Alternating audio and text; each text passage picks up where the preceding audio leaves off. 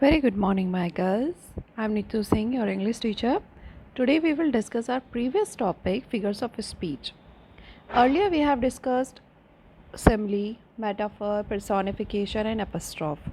Now come to the new hyperbole and onomatopoeia. These looks are different from name hyperbole and onomatopoeia, but these are too simple to understand. Let's get started. Our first figures of speech is hyperbole. ठीक है, hyperbole word को आपको याद रखने के लिए यानी इस फिगर्स ऑफ स्पीच को नाम से याद रखने के लिए एक छोटी सी ट्रिक है, दैट इज़ कि जब हम गुस्सा होते हैं या जब हमारा ब्लड प्रेशर या किसी का ब्लड प्रेशर हाई हो जाता है तो कभी कभी हम उसको क्या बोलते हैं, इतना हाइपर क्यों हो रहे हो इतनी छोटी सी बात पर। तो हाइपर वर्ड यानी किसी उसका ब्लड प्रेशर हाई हो जाना या बढ़ जाना, यानी किसी भी बात को बढ़ा चढ़ा कर कहना। ठीक है, यानी जो नॉर्मल स्थिति से बात है वो बात हम बढ़ा चढ़ा कर कहें जो मुमकिन ही ना हो, वो हाइपरबली होता है। ठीक है, इसको हिंदी में बोलते हैं अतिशयोक्ति, यानी किसी भी बात की अति हो गई कह के कि ऐसा हो ही नहीं सकता, इतना बड़ा चढ़ाकर उसको प्रेजेंट किया गया। ये आप इस एग्जाम्पल से समझ सकते हैं। देखिए, she cried so long that she made a lake. इसमें आपको वर्ड टू मीनिंग दिखाती हूँ। क्राई माने रोना, सो लॉन्ग यानी बहुत देर तक, दैट यानी इसीलिए, शी मेड यानी बना दी, और लेक एक झील बना दी। तो इसका अर्थ क्या हुआ, शी क्राइड सो लॉन्ग वो इतना देर तक रोई, दैट कि शी मेड अ लेक कि उसने झील बना दी। ऐसा कभी पॉसिबल हो सकता है कि ये जो लड़की है वो इतना रोई, इसके इतने आंसू निकले कि उसने अपने आंसू से झील बना दी। दैट इज़ हाइपरबोली, यानी दैट इज़ अतिशयोक्ति, यानी बात छोटी सी और हमने उसको इतना बड़ा करके प्रेजेंट किया, बहुत बड़ा चढ़ा कर प्रेजेंट किया, that is hyperbole. Now come to the second example, I am so hungry I could eat a horse. I am so hungry यानी मैं इतना भूखा हूँ, आई कुड ईट अ हॉर्स कि मैं घोड़े को भी खा सकता हूँ। दैट दैट इज़ पॉसिबल और नॉट? इम्पॉसिबल। यानी जब ये आदमी इतना भूखा है कि वो कुछ भी खाने को तैयार है, ऐसा नहीं हो सकता। जब हमें भूख लगती है तो हमें रोटी सब्जी या कुछ भी स्नैक्स वगैरह चाहिए होते हैं। हम ये तो नहीं कि घास उखाड़ के खा ली, हॉर्स को मार के खा लिया, ऐसा थोड़ी ना पॉसिबल होता है। तो इसमें इसकी भूख को इतना बड़ा चढ़ाकर प्रेजेंट किया है, इसीलिए इसमें हाइपरबोली या अतिशयोक्ति फिगर्स ऑफ स्पीच है। ठीक है, नाउ हम आते हैं इसकी डेफिनेशन पर। अब तो हमने समझ लिया एग्जाम्पल्स कि ये हाइपरबोली होता क्या है, डेफिनेशन और समझते हैं। Hyperbole represents things, hyperbole represent यानी प्रस्तुत करता है चीज़ों को एज ग्रेटर और लेस, बहुत ज़्यादा और बहुत ज़्यादा कम, बेटर और वर्स, या तो बहुत अच्छी या वर्स या तो बहुत ही घटिया, दैन दे रियली आर, जितना वो सचमुच में होती हैं। यानी कोई भी चीज़ जो उसकी एक्चुअल सिचुएशन में होती है उसको बढ़ाकर या घटाकर, उसको अच्छी स्थिति में प्रेजेंट करके या उसको बुरी स्थिति में प्रेजेंट किया जाता है। इन रियलिटी, वास्तव में, it is a bold statement involving some kind of exaggeration. Exaggeration होता है बड़ा चढ़ा कर कहना। ठीक है, तो एक स्टेटमेंट जिसमें हमने बहुत सारी चीज़ों को, मतलब बहुत सारे क्वालिटीज़ को मिलाकर प्रेजेंट किया है किसी एक चीज़ की, किसी एक चीज़ की इतनी सारी क्वालिटीज़ हमने बता दी हैं कि वो पॉसिबल हो ही नहीं सकती। ठीक है, सेकंड डेफिनेशन देखिए, in hyperbole the things are describe by over statement.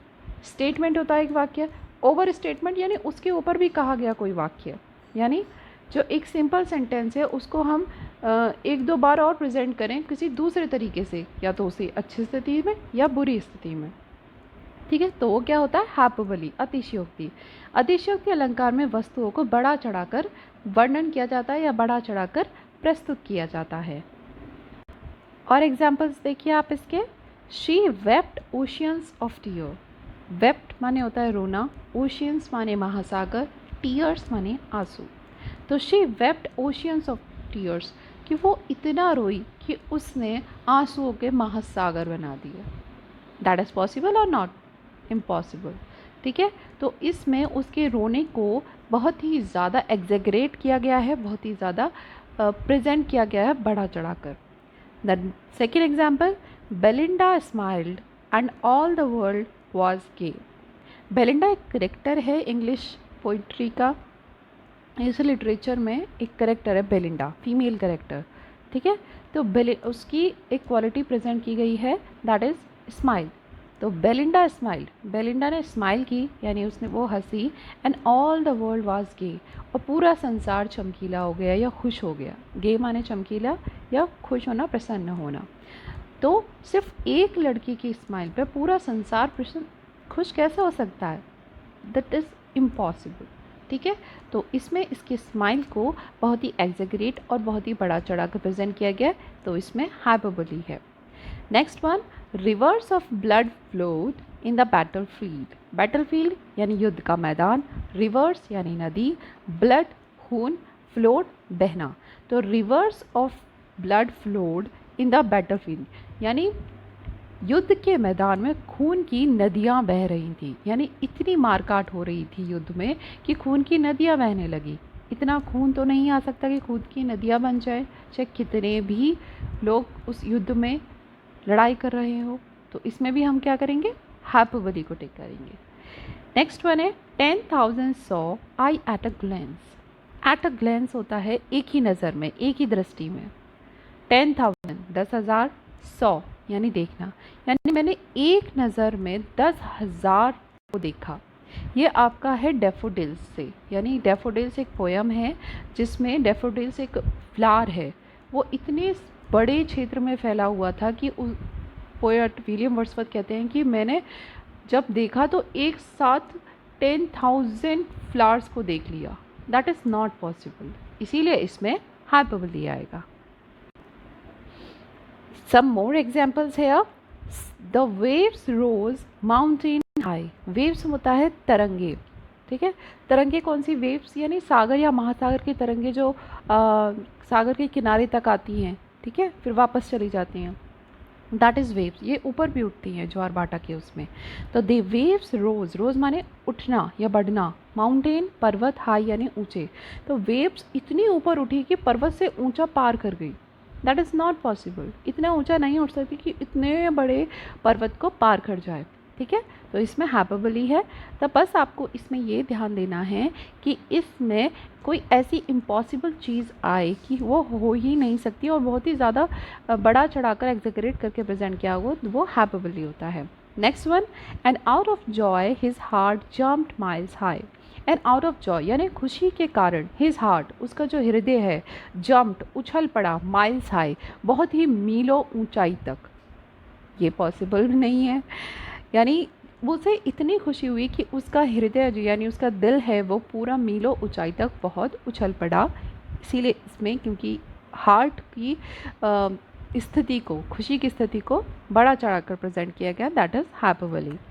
All the perfumes of Arabia, Arabia एक कंट्री है, तो ऑल द परफ्यूम्स यानी जितने भी इत्र हैं अरेबिया के, will not Sutton this little hand, इस वो मीठा नहीं कर सकते, यानी वो सुगंधित नहीं कर सकते इस छोटे से हाथ को। That is not possible. जब इत्र हम छोटा सा लगाते हैं तो वो बहुत ही ज़्यादा सुगंधित हो जाता है, और ये क्या कह रहे हैं कि पूरे अरेबिया कंट्री के परफ्यूम भी अगर इस छोटे से हाथ को मीठा नहीं कर सकते या सुगंधित नहीं कर सकते, that is not possible. Next one है they build the nations pillar. They build, build यानी निर्माण करना, नेशंस यानी राष्ट्र, पिलर्स यानी खम्बे, ठीक है, बीम बोलते हैं जिसको।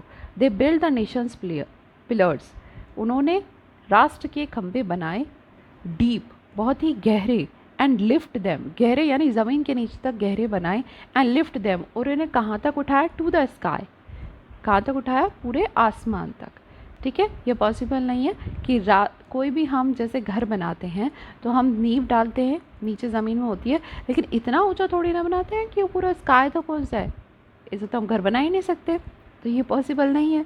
तो they build the nations pillars deep and left them to the sky, उन्होंने राष्ट्र के पिलर्स को बनाया बहुत ही गहरे से और कहाँ तक उठा कर ले गए? स्काई यानी आसमान तक।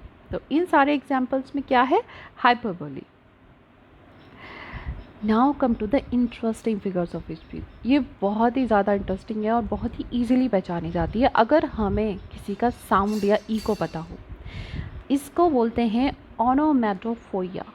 ओनोमेटोफोइया ये होता है ध्वनि सूचक, यानी जिसमें हमें साउंड या किसी के बोलने का तरीका पता लगे तो उसमें ओनोमेटोफोइया होता है। ठीक है, बहुत ही ईजी होता है इसको रिकग्नाइज करना।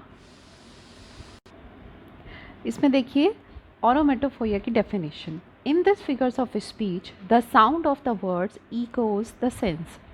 यानी इस फिगर्स ऑफ स्पीच में जो वर्ड होते हैं वो साउंड के होते हैं या किसी भी इको साउंड के होते हैं, वो जो भाव निकाले वो उसमें ओनोमेटोफोइया होती है। The second definition, in onomatopoeia the sound of the words suggest the sense और द मीनिंग। ठीक है, जो वर्ड का साउंड होता है वो हमें सुझाव देता है कि हमें वाक्य में क्या अर्थ दे रहा है, उसका क्या मीनिंग है, क्या सेंस है।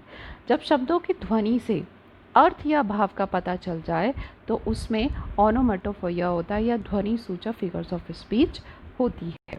ठीक है, जैसे द स्नेक्स हिस, सांप फुकार मारते हैं। उसकी आवाज़ आपने टीवी में सुनी होगी, दो हिस करके आती है, तो द स्नेक हिस। तो जिस सेंटेंस में किसी भी जानवर का, किसी भी पर्सन का, किसी भी एक्टिविटी का साउंड आए तो उसमें क्या आता है, ओनोमेटोफोइया होता है। द डॉग बार्क, कुत्ते भौंकते हैं। द क्रो काउज, कौवा काव काव करता है। ठीक है, तो इनमें सबके साउंड, बोलने का तरीका इसमें हमें प्रेजेंट करता है ओनोमेटोफोइया में। अब मैं कुछ एग्जांपल्स बताऊंगी आपको ओनोमेटोफोइया की कि एनिमल के या किसी भी एक्टिविटी के साउंड्स क्या होते हैं। That will be too crazy to sound these words. The first picture is oink oink. ये किसकी है, पिग। ठीक है, ये सेकंड है मधुमक्खी, बी।